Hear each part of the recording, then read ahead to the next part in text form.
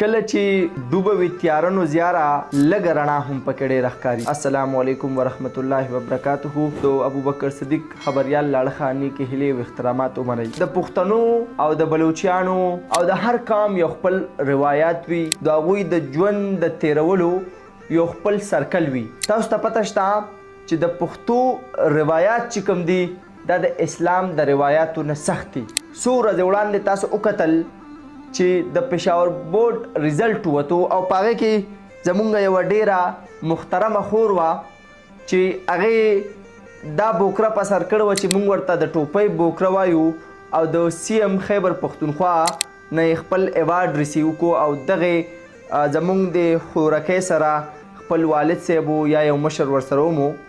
قدرمنو کتونکو په سوشل میډیا په دغې خور باندې ډېر نیوکې وشوې او ډېر تنقید پرې وشو چې آیا